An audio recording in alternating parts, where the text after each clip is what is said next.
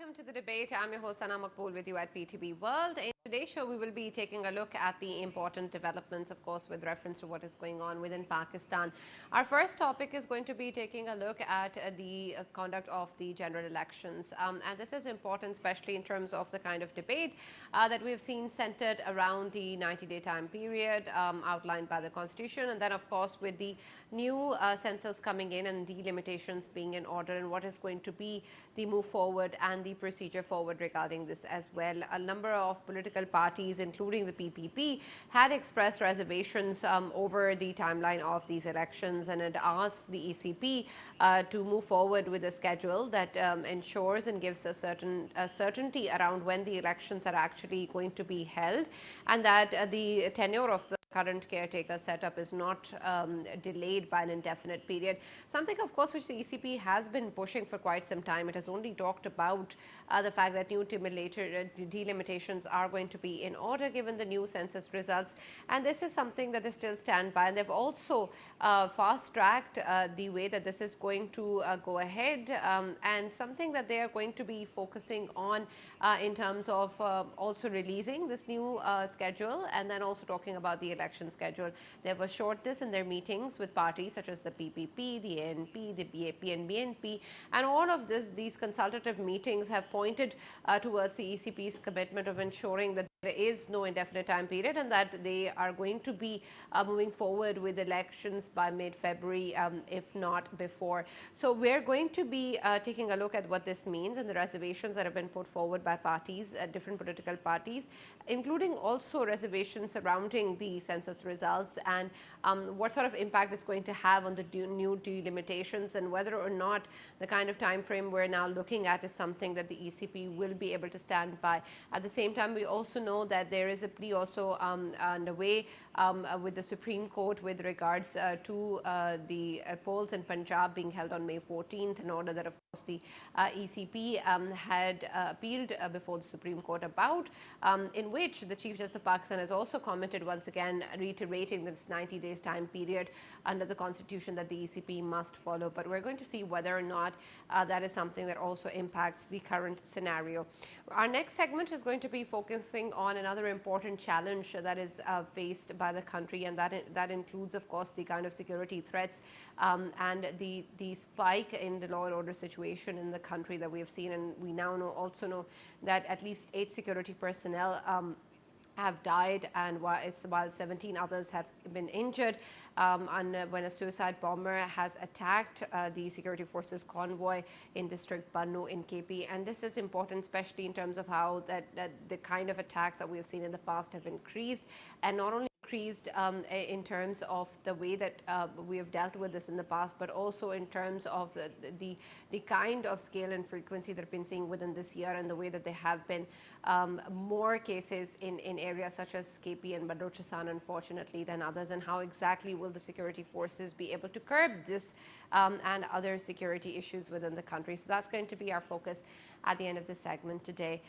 For this and more, of course, as always, in the studios, I've been joined by senior analyst Farrukh Pitafi and Raja Faisal. We've also been joined online by Mr. Zulfikar, leader PPP, and Mr. Salahudin Safdar, who's also spokesperson FAFEN. Thank you very much, gentlemen, for being part of the discussion today.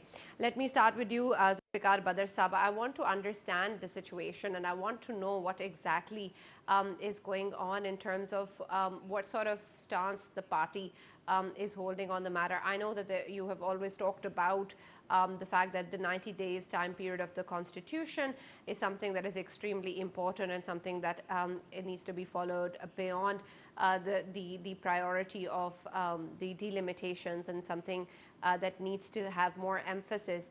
But at the same time, now we're seeing that you've sort of also moved around with the stance saying that at least if you have to give the delimitations, at least give us a schedule. But I want to know if that is a move away from the original stance of making sure that the 90 days time period is followed. Are you okay with that not being done anymore? Bismillah ar-Rahman ar-Rahim. Thank you very much, Sana, for inviting me to your show. Our party stance is very clear. We have been asking about the 90 days, whatever you have mentioned. Exactly, absolutely right that we have been asking that 90 days time period should be followed as mentioned in the Constitution of Pakistan.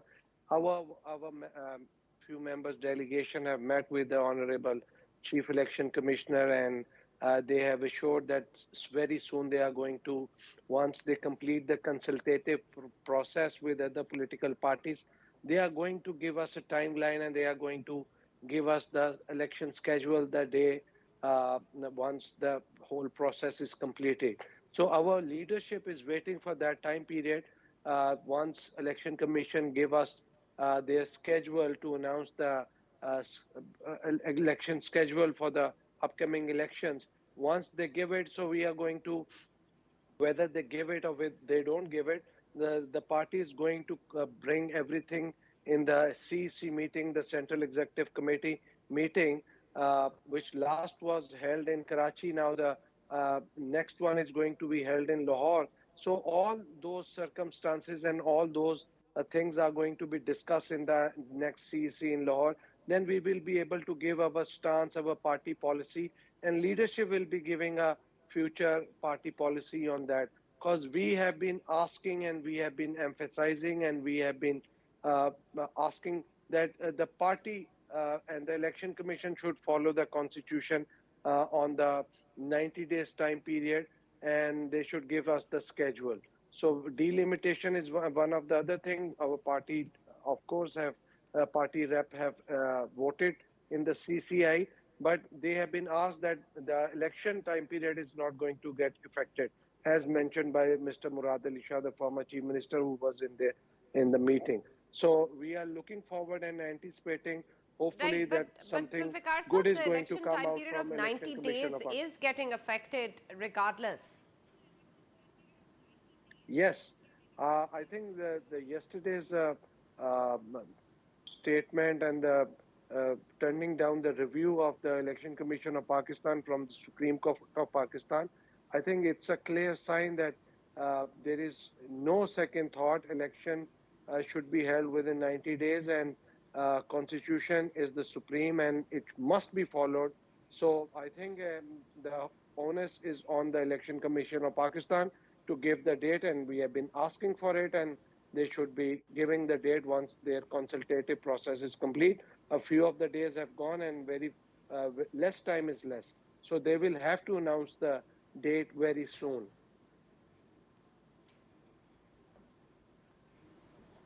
I totally understand that, Zulfikar sir, but I still want to reiterate the fact that when you say that the new date is going to be announced soon, it is still going to be beyond the 90-day time period. I just want to know what the PPP's stance is on that. So we've moved on from now this conversation that the 90-day time period needs to be followed, because that is not the case as it seems. You see, I cannot say anything from my own self. I think we have to wait what election commission, even if they pass the 90 days, then we will be, our party leadership is going to consult with all the party leaders in CC that what should be the party policy and what is going to be our stance. So it is, you know, before time, I can't say anything from my own. So we have to wait until and unless any response or answer is given from All right. CC, because they said, yeah. All right, let's talk. Let's talk a little bit more also about what the ECP is going to be planning moving forward, especially with regards to the kind of reservations that have been raised by different parties. And Salahudin Sahab, the issue of the new census, and then of course the new delimitations is something that has been much debated about, and in a number of reservations raised by different political parties, it has also been said again that they are not convinced on the kind of results that they've seen, and then the impact also that it's having on the new delimitations. Do you think that this is in any way under question now, or can be actually looked into further given the fact that the CCI has ratified the new results? And then moving forward, in terms of how the delimitations are then going to impact the elections, do you think that this is an absolutely necessary step and in no way should not be done just to follow the 90-day time period? Thank you for having me, Sana. Uh, I'll start with the last part of your question. The Election Commission is primarily caught between the requirements of law and the requirements of the Constitution. The Constitution's Article 218 says that the election is to be held free, fair, in a just manner, and in accordance with the law. So, holding an election in accordance with the law is also a constitutional requirement. Now, the law says that the Election Commission is to delimit constituencies before after every census is officially officially approved the census, and it has been published by the officially published and officially gazetted. Now it has become a legal requirement for the Election Commission to delimit constituencies. There can be debate about whether this legal Hmm. requirement holds ground when the election process has begun or not. But as is the case now, the election process has not begun at the moment. The election process will begin after the Election Commission has announced an election program, providing the dates for when they will be receiving nominations, when they will be scrutinizing candidates, and when will be the poll held. So the broader ambiguity is around the date of election, and I think the political concern is more centered around whether or not elections can be delayed indefinitely. Uh, I think uh, instead of 90 days, mm, the election commission is more focused. The election commission should be better advised if they announce a date for elections, be it of February or an earlier date. Then there will be less But the Election uncertainty Commission around of the date Pakistan, for it seems, elections. is following that track because they are trying to minimize the time that it's going to take into the new delimitations, and then also have also spoken in these meetings about how the polls will not exceed mid of February. So they seem to be trying to assure a time frame. So these are verbal assurances at the moment. The final assurance will be the announcement of the date of election. Election Commission should be proactively announcing this Hmm. date, and the delimitation process. This legal requirement to give a 30 days period to the constituents, to the voters, and to the as well as political parties to file objections to the delimitation proposals. And there is again another 30 days timeline that is to be followed by the Election Commission to finalize the delimitation proposals in light of the objections received from the voters and political parties. So this is this 60 days period that is All mentioned in the right. law in the Elections Act 2017 All right, let that me is to explore be this followed by further, the Election Commission. and I want to know how exactly this is going to actually take place and how the quality is going to be ensured. Farrukh, previously also we have seen that there have been some reservations around how just before the end of the tenure of the previous government, we saw the CCI meeting and it ratified the results, and there were some parties also giving in their reservations on that matter. And then now also we see the ECP talking about fast tracking the procedure of delimitations. And while that may be a positive step in terms of actually ensuring early elections, but do you think that that potentially also questions the credibility of the process? Right, Sarah, thank you very much for the opportunity. First of all, let me remind you, as I keep on reminding, that I don't have any dog in this fight, with the exception of holding of free and fair elections, right? There's no personal agenda when it comes to the date of elections and the conduct of elections. And the delimitation issue is important because once your census has told you how many more souls to be counted in your electoral rolls, then you have to ensure that you have equity between constituencies.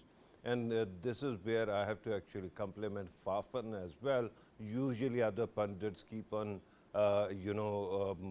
creating fuss, but FAFEN does its own thing, and FAFEN has recently demanded, as I noted, that all constituencies should have equitable and equal number of voters.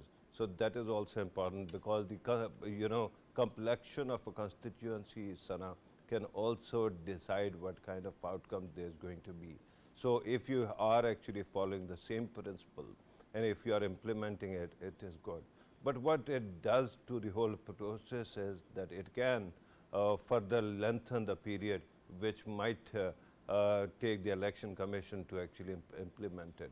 So my concern right now is that when you are trying to accelerate a process, but you want to actually do justice to it, and then you don't have the kind of human resource available, what do?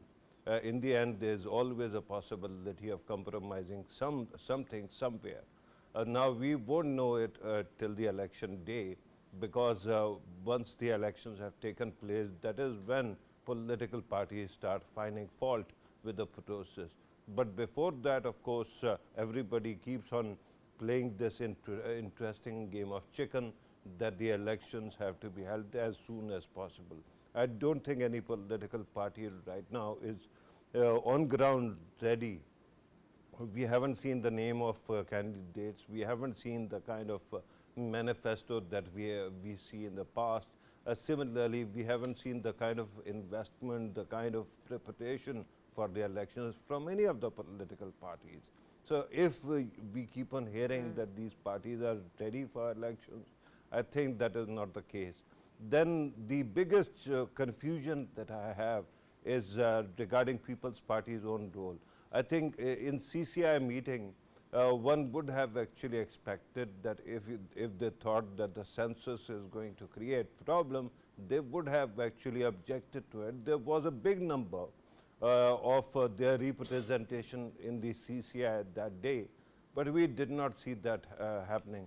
I think that what happened later on, because of the complexion of the caretaker setup, they have parted ways, but otherwise they would have actually gone with the old agreement, and there they wouldn't have any problem with the dates. But the biggest confusion right now is, why is it that People's Party agreed on something at that time, and why is it that they are actually demanding that the process should be accelerated? It is a party, mind you, which gave you Constitution, which gave you 18th Amendment, which actually gave you CCI. So my concern is that if you keep on playing fast and loose with the very same process, it is going to compromise your own integrity or your future appeal to the masses. So this is something that is there. But I think that if Election Commission can accelerate the process and simultaneously do justice to it, there's nothing better than that. Sana. Right, and this is important, and these are very important concerns that we're going to be raising with Zulfikar Saab as well. And I'll come back to Zulfikar Saab, but before that, Faisal, the assurance that the ECP seems to be giving at the moment is also welcome. And this is important. We talked about previously also before the end of the previous government that at least a time frame would be something that's going to be good to see. And we don't want, of course, this to be something that is delayed for an indefinite period. I believe everybody is, of course, also agreeing on that in terms of the different political parties. But I want to know, in terms of what Salahudin Saab also raised, that these are still verbal assurances. Do you think that the ECP is also going to follow through, as it's saying that in a number of days, just a couple of days more, they are going to be giving a time frame to us. They are going to be announcing the election date, and they will be moving forward with the kind of the kind of timelines that we're looking at, and that this will then not be also objected to by the different political parties. Sana, if we look at the role of ECP, of course we must understand that ECP is an election body which has to cater multiple political parties, and they need to look into what kind of reservations certain parties are coming up with. I'm just going to highlight, of course, one of such party is BNP. They have complained that, of course, they feel that population of their constituencies is undercounted, and at the same time, if we talk about BAP, that party agrees with that, and of course they believe that delimitation process should be should be made sure before the election. So majority of the parties, contesting parties, they believe that the delimitation process, of course, it shouldn't be a hurried one. It should be a well sought process in which all of the aspects of it are well looked into, so that fully prepared election commission can go ahead for the election dates. And of course, as you have mentioned, that within few days we will be seeing one of the dates of either late January or maybe the early phase of February. Then of course we can't delay more than that, because we know that schools, the government schools, they play a pivotal role when it comes to a voting system in Pakistan, and why they have to be end of January or early February, because right after that they have to go towards the examinations as well of the students, because March is the month where all of the schools, they go towards the examination. So here all of these problems ECP has to look into before obviously issuing a date. And by the way, if we talk about the bigger parties, like I'm talking about PTI, PMLN or People's Party, they are considered as bigger stakeholders of Pakistan. I'm not I'm assured about this, that probably two of them, they won't be having any issues with the ECP giving a date of that phase. There's only obviously People's Party. It would go ahead and obviously demand that elections should be held, the date should be given in accordance to the Constitution of Pakistan. But of course People's Party, they need to realize as well that the majority of the parties, political parties, they would not be having any issues with the any given date by the ECP. It is only the People's Party, and People's Party must understand that in past, of course, there are precedents that elections were delayed in certain circumstances, and we can say that currently Pakistan is facing quite familiar circumstances, and owing to all of these aspects, of course People's Party, they need to go ahead with the rest of the parties as well.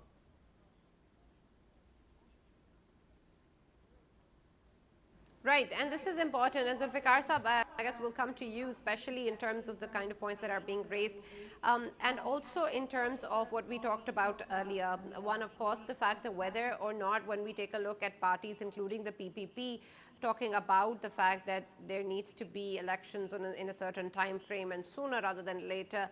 Are they prepared for it? Are you working on that? We've spoken about this before as well, and you said political parties are always ready for elections. But I want to know whether or not the kind of work that goes into it is also being done at the same time. And secondly, also with reference to what Farrukh raised as well, in terms of why the objections were not put in place in the CCI meeting, I believe there was a presser that talked about how assurances were given that the elections are not going to be delayed, and so this is why the new census results were approved. But surely the PPP understood the fact that the consequence of approving the census results would potentially also have the consequence of possibly delaying the elections. Actually, Pakistan People's Party is always ready for the elections. As you mentioned, Pakistan People's Party have done the homework precisely for Punjab and KP. And Sindh, we know who is going to contest the election as the election schedule is announced. So internally, the organization have done their homework, that who is going to be contesting and who are the shortlisting candidates and who is going to be awarded the ticket.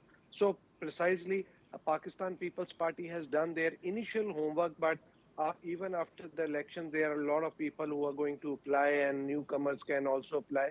So we might consider a few other names as well. So this is one of the things why People's Party is not actually following rest of the parties.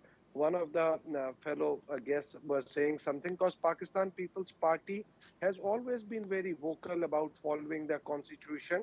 And even in during the time when the Punjab Assembly and KP election were announced on 14th May, even at that time KP election was not announced, but People's Party was ready for the election. The case was filed and in the Supreme Court, and Supreme Court ordered as it was issued. Order was issued by the Honorable High Court, and you know that recently the Supreme Court has actually turned down the review of the Election Commission of Pakistan.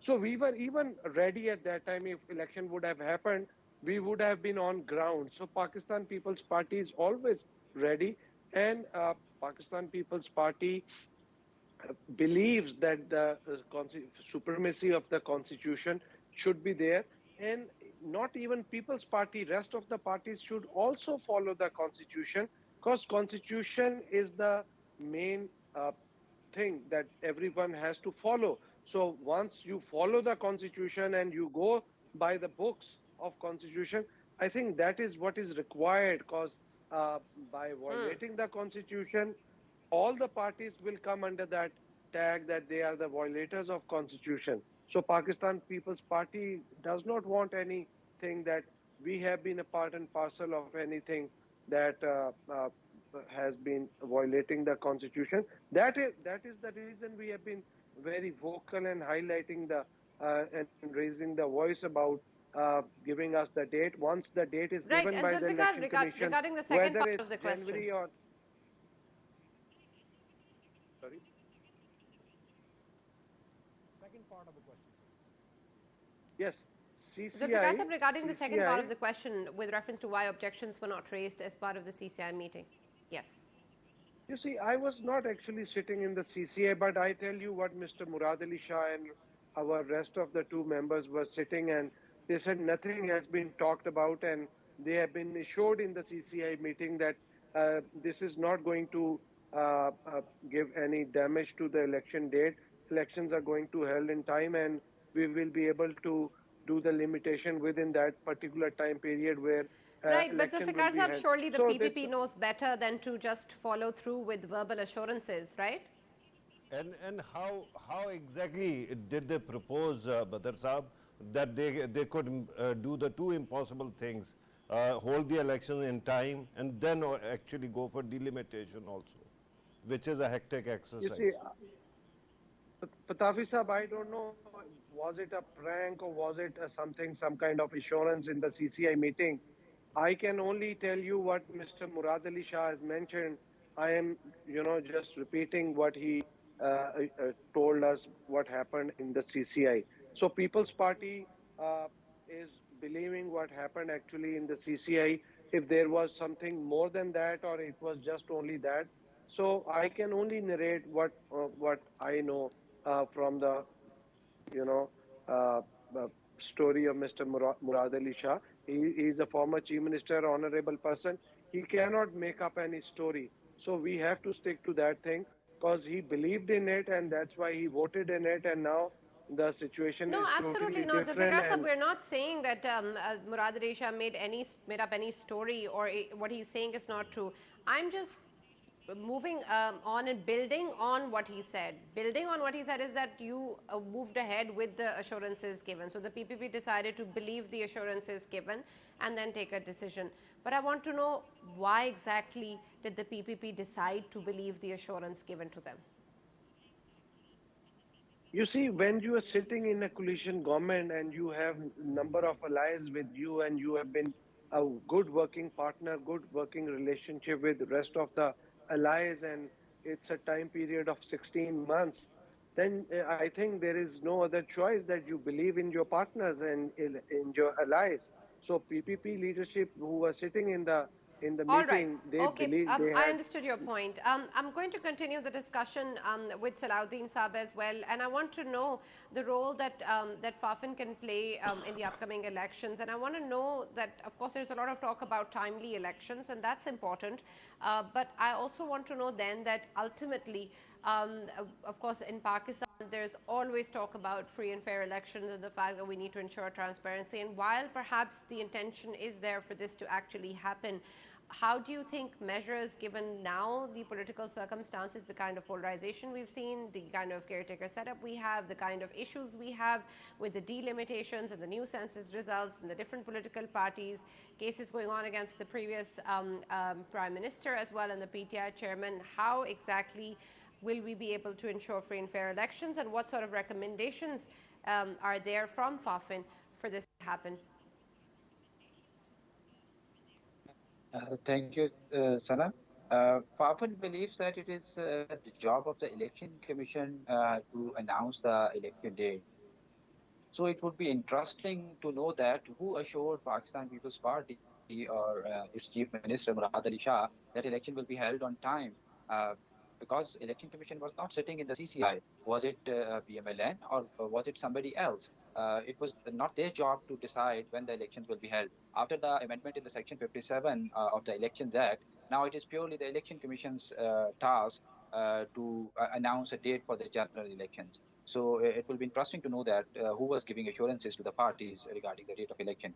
So coming to your the other part of your question regarding the recommendations, FAFEN believes that for an election to be fair and to be free and to be just and in accordance with law, it is very important that transparency is maintained. It is a laudable thing that Election Commission is consulting with political parties. Probably it should have started this consultation sometime sooner than now. But again, it's never late. It's a good thing that the Election Commission is talking to the political parties, listening their concerns and trying to address their concerns every day. After every party comes out from the meeting, we hear some assurances from the Election Commission. They seem to be a step in the right direction. Next thing would be an explicit announcement from the Election Commission that when it will be giving the election schedule and when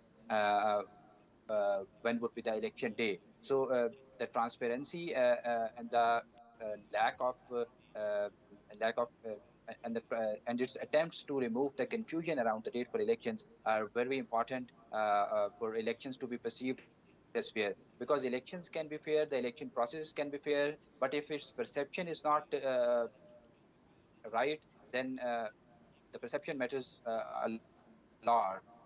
So perception so it will be Right, and this is an Election important Commission distinction to that you've well drawn, Salahudin Saab, and advised. I want to know how exactly are you differentiating between the two? Because, of course, one would think that if there are free and fair elections, the perception will also be free and fair elections. But I want to know, of course, given the fact there are so many variables and moving parts and people giving their input and influencing perceptions and decisions, then how exactly will the ECP also be able to ensure the perception of free and fair elections?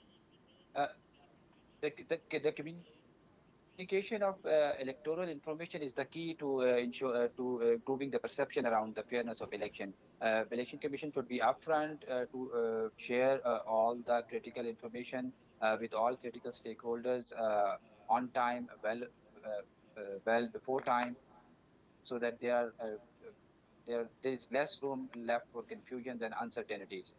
For instance, regarding the delimitation, the Election Commission has earmarked roughly 120 days for the entire process of delimitation. Now, the legal requirement to conduct the delimitation, roughly the legal timeline that is required under the law is 60 days. The rest of the 60 days are for the administrative purposes. The Election Commission can squeeze this timeline, these 60 days that it has earmarked for the administrative purposes, to squeeze the timeline for the delimitation, so that the election may be shifted as closer to the 90 days period as possible. So communication of key electoral information and the honest and fair efforts on part of Election Commission will be Okay. key to improve the perception around the fairness of election. Yeah. With your permission, Sana, All right. if I Before could ask we continue further the discussions, Zulfikar Saab, I want to know if you want to also take up the question earlier posed by Salahudin Saab, given the fact that who actually gave the assurances. You pointed towards allies, but can you help us understand who it was? Actually, in particular, I don't know who actually gave the insurance. It was, as I mentioned earlier, that this was narrated by Mr. Murad Ali Shah that insurance was giving. So I will be able to tell once I'll ask him that who was the actual person who gave him the insurance that election will be held on time. So this is a question of further All right, investigation from great, Mr. great. Murad Ali We'll Shah. bring you back to the show once you've had a chat with Murad Ali Shah. Faisal, I believe you were asking a question. Yeah, I had a question. Obviously, I wanted to ask Zulfikar Saab. Zulfikar Sahab, can we say that, of course, People's Party, once it was part of course, PDM's government, at that time it made a few of the compromises only because it was part of the government, and now whatever we're seeing coming out from the People's Party side, it is what People's Party was always about, and we will be seeing People's Party very aggressively pursuing its election campaign in coming days. And could you also add what exactly is People's Party all about? It is important time to actually remind that to the viewers as well. Please go ahead. Actually, Pakistan People's Party is about the people and the rule of law, and constituency is about the rule of law and about the fundamentals, the champion of fundamental rights, women rights, children rights, and the supremacy of the constitution. Pakistan People's Party believes that we must follow the constitution. I don't disagree and I don't dispute over some things that has happened during the time of Allies government, that on few points People's Party may have, the people sitting in the government may have compromised on few things for a national cause, but Pakistan People's Party will take a stand at its fullest cause on not compromising on the constitution, because we believe in the following of the constitution and the supremacy of the constitution. And People's Party have been always vocal about all these things and have been raising about these things. Pakistan People's Party fought against the dictatorship in the last 4 or 5 decades, before even I was born. So Pakistan People's Party will never compromise, and its leadership will never compromise on these things, that any leniency should be given on not following the constitution. So Pakistan People's Party is about the people. Absolutely, and we appreciate that. Thank you very much, Zulfikar Ali Badr Saab, for joining us, and Salahudin Safdar Saab for being part of the discussion as well. That's all that we have time for, but thank you very much for being part of the discussion. Farrukh, before we move on to the next segment, I also want to know a quick question with reference to how we were putting emphasis on the role of the ECP, or the responsibility of the ECP regarding the elections. I want to know whether, in your opinion, any element, any institution or any circumstance beyond the ECP could possibly also impact the timelines that the ECP eventually gives. Right, Sana, earlier when we were talking to the representative of FAFEN, we heard something very interesting. He said that we keep the date as close to 90-day limit as possible. So there's the biggest pickle here. If you have been following what Supreme Court has been doing, and Supreme Court is a body that can essentially affect the conduct of elections because it is, of course, Supreme Court of Pakistan.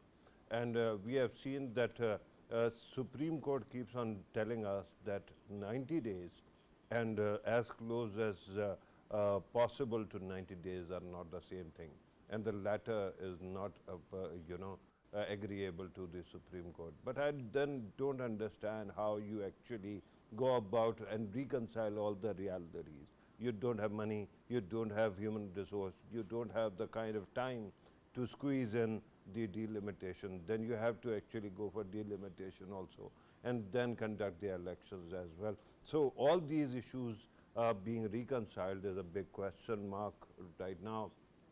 Now, given that there is going to be a transition in the Supreme Court of Pakistan as well within a month, so one might actually also see a possibility of a shift in perspective.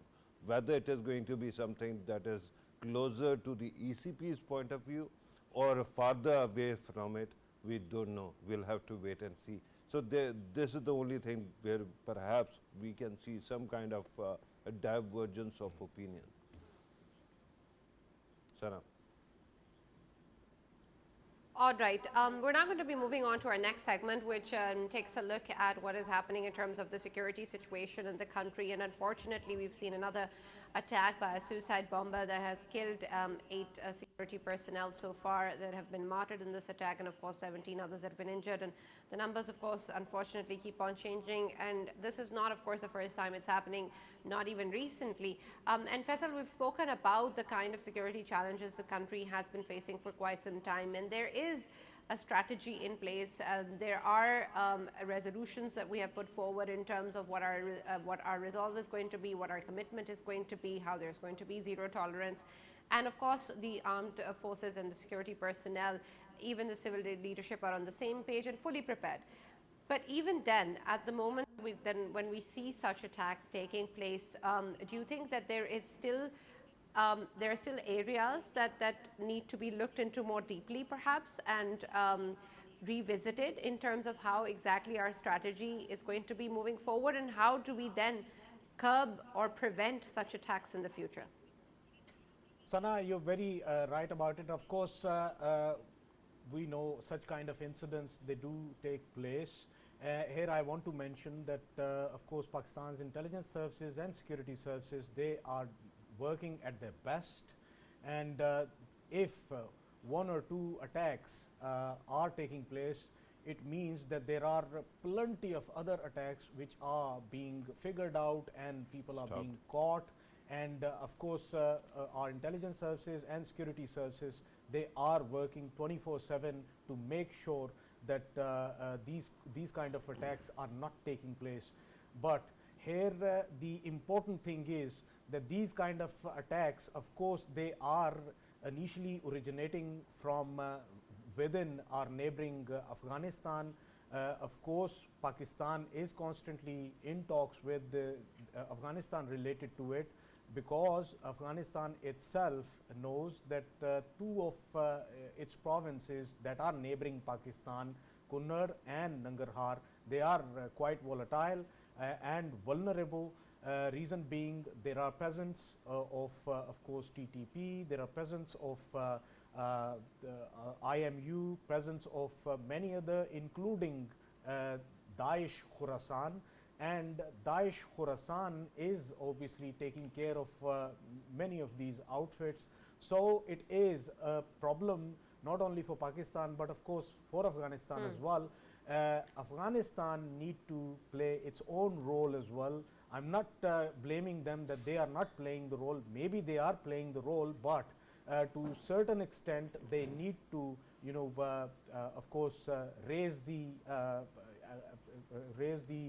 sort of alarms within themselves, and of course they need to put more efforts to make sure that border is secure from their side as well. Of course, Pakistan is constantly fighting war on terror against this kind of terrorism, but at the same time we need help from the other side as well. And to me, I think one aspect which needs to be looked right, into. absolutely. And I want to talk a little bit more about that, Faisal, because this is important, and we always circle back on this for some reason or the other. Farrukh, I want to know, given the fact that previously also we haven't really seen perhaps the kind of response or support that we wanted or needed from the Afghan Taliban regime, is it a good idea to still bank on that and move forward with efforts towards that? And secondly, I want to know, given the fact that unfortunately whenever there is a crisis situation within the country, or there are spaces that can be manipulated by spoilers, we see that a lot of such elements are also part of it, such as how we spoke about how previously there was a success going on with different countries and the CPEC project, and then of course there was another attack. But now also we see economic challenges also pushing people down to the streets, and we spoke before as well about how spoilers may also be part of it. And I want to know whether such issues can also be negatively used by such elements, and then how do we protect that from happening? Right, Sana. First of all, let us condemn the recent episode that happened. I think that while IBOs are going on, intelligence-based operations, and while we have seen valiant efforts by our heroes, the fact is that all those people who embrace martyrdom, they are very young, apples of our eyes, and I think that their sacrifice is not acceptable now after 20 years of fighting more than 20 years of fighting war and terror. I think one terrorist attack is too many, and one should condemn it and find a way to actually fight back in a way that the terrorists cannot perpetuate a similar kind of nefarious activities in the country. Having said that, regarding Afghanistan, I saw one statement coming from the caretaker government regarding Afghanistan government taking some action in Afghanistan. I don't know the exact details. I'll have to first check it and then tell you what exactly is going on. But regarding what Faisal was saying earlier, I just want to point out that the way we keep on trying to actually reduce this problem to two provinces of Afghanistan, that gives me impression that somehow there are sanctuaries which are surrounded and being fought by the Afghan Taliban. That is not the case. I think that we can reduce this problem to one region or two regions, but the biggest problem is not geography, it is not the nature of the other groups, it is the nature of ideology of Afghan Taliban themselves, who actually have come to power through the same mechanism, the same kind of use of force against their own fellow citizens. Secondly also, that they also don't see these people as enemies, and that creates a big problem for us. I think that Faisal is right that Pakistan should be working, putting in more effort in convincing Afghan Taliban through diplomatic means, not only our individual or bilateral, but through OIC and other methods as well, because Afghanistan definitely needs some kind of financial support as well from the world. So putting pressure that these elements are isolated and abolished. If that cannot happen, Sana, then of course we'll have to actually keep on hardening our border, and that would actually mean that Afghans who actually come for sustenance or support or business to Pakistan, they will suffer. That is not a good idea, but then you have to realize it is what it is. True. Sana. All right, we're going to be, of course, talking about this and other issues in our other shows as well. But thank you, Farrukh, and thank you, Faisal, for joining us and being a part of the discussion. These are, of course, important question marks that Pakistan will, of course, have to deal with. And we're going to be taking a look at this moving forward in, of course, whatever developments that we see at the moment. There are important concerns that need to be looked into. And so we're going to be moving forward with that. That's all that we have for now. And we'll see you, of course, tomorrow.